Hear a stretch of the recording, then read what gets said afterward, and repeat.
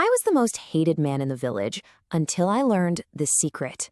Just imagine whispering those words in the dead of night. It's a pretty haunting admission, right? It comes from a guy who went looking for a dark, forbidden secret just for superficial bane. But as we're going to see, this secret didn't just give him what he wanted. It literally mutated his entire existence. So if you've ever wondered just how far someone will push it when their back is against the wall, and more importantly, how these dark rituals irreversibly change lives, well, you are in exactly the right place. Welcome to The Explainer. Today, we're deconstructing the terrifying underlying formula behind supernatural cautionary tales. We're not just swapping ghost stories here, we're actually examining the systematic, step-by-step process of how dark rituals absolutely ruin the lives of the people who perform them. We'll look at a couple of distinct sources to map out the anatomy of a dark shortcut. Going from that initial spark of desperation all the way to the agonizing, inescapable price tag at the end. Buckle up because the true cost of these supernatural shortcuts is way more twisted than you might think. All right, kicking things off with our first section, relatable hardship and desperation. It's fascinating because every single tragic descent into the occult doesn't start with pure evil. It starts with a deeply relatable human emotion. It's born from that heavy-chested 3 a.m. panic that, honestly, a lot of us have felt. The desperation here is twofold. On one hand, we have the practitioner of the Yogini Sadhana whose struggle is deeply personal and isolating. They're described as ugly, poor, and just completely marginalized. And then on the other hand, we have a man named Viraan. And actually, Viraan isn't a bad guy at all. His life is just completely falling apart. His mother's incredibly sick, they're literally starving, and debt collectors are pounding on his door, cruelly calling him a crocodile for crying. It's this immense, crushing pressure that pushes otherwise ordinary people toward the exact same dark path. So that brings us to the concept of Sifli Amal. When someone like Viraan is pushed right to the very edge, all those old warnings just start to sound like fairy tales. He ends up finding a dusty old book in his house labeled Sifli Amal.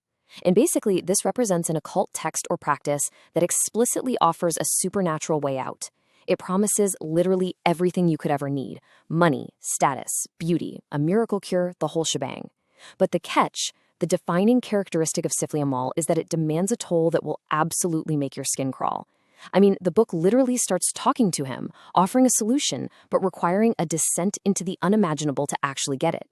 Moving right along to Section 2, the dark shortcut.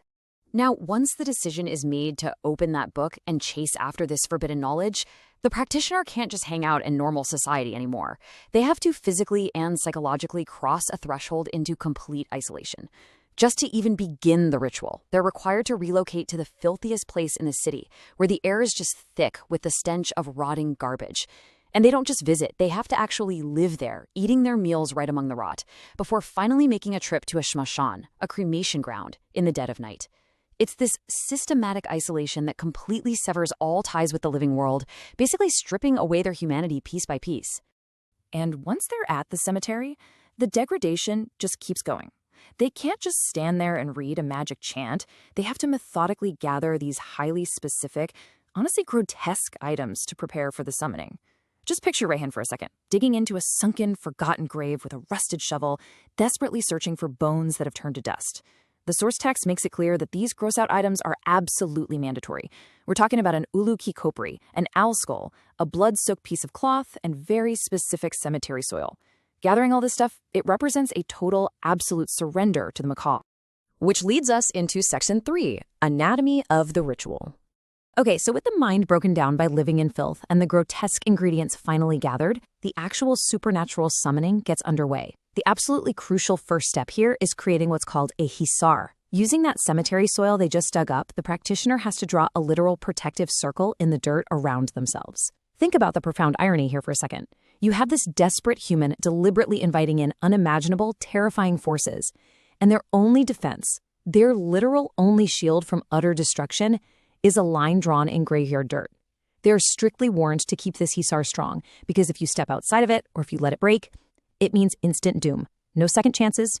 So sitting all alone inside that fragile circle, in the midnight pitch black of a cremation ground, the practitioner has to speak.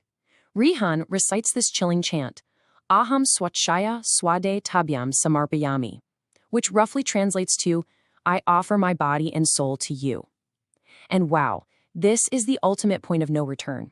It's essentially a legally binding contract in the realm of the occult. That initial, desperate need for a shortcut has now fully escalated into the willing sacrifice of one's own soul. The literal second those words leave his mouth, the whole environment just aggressively shifts. The air suddenly thickens up, just reeking of burnt wood and rotting meat.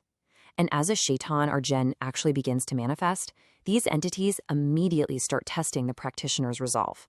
You cannot flinch, you cannot run, even when your senses are completely overwhelmed, even when you feel the phantom sensation of cold nails slowly dragging down your spine. Yeah, think about that for a second. And even when disembodied voices are whispering right in your ear that you are already dead, you have to hold your ground inside that hisar. Just surviving this manifestation takes a psychological toll that forever alters the practitioner's mind. Now for our final act, Section 4, the ultimate price. So the entity is summoned, and the supernatural promises are finally about to be fulfilled, but they are delivered with a truly devastating irony.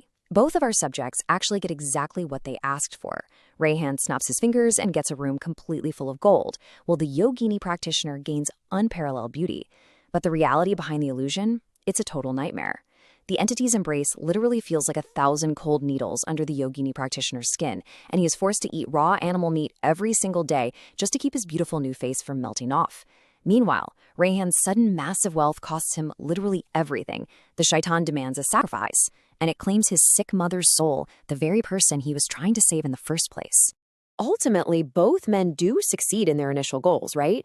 Yet they are left as living curses. And this right here is exactly how dark rituals fundamentally change lives. They give you the world, but they completely take away your ability to live in it. The Yogini practitioner is permanently bound to a repulsive daily act just to keep up his facade. Rayhan has his piles of gold, but his family's dead and gone, and he's forever haunted by a red-eyed shadow that he invited into his own home. The text described this state as being trapped in a Viraan Safar, a desolate, incredibly lonely journey where you're forced to serve entities that demand horrific sacrifices. We're talking about having to lure innocent people with dead faith into abandoned Havelis just to appease the darkness you unleashed. Once you're in, there is absolutely no ticket back. Which brings us to the end of this explainer, and it leaves us with one incredibly haunting question. When a shortcut demands your soul, who is actually paying the price? Is it the practitioner, or is it the innocent people around them who just get swallowed up by the consequences? It's a pretty heavy thought, and definitely something to seriously consider the next time a too-good-to-be-true opportunity suddenly presents itself in your own life. Thank you so much for joining me on this deep dive into the true anatomy of a dark ritual. Stay curious, definitely stay cautious, and I will see you in the next explainer.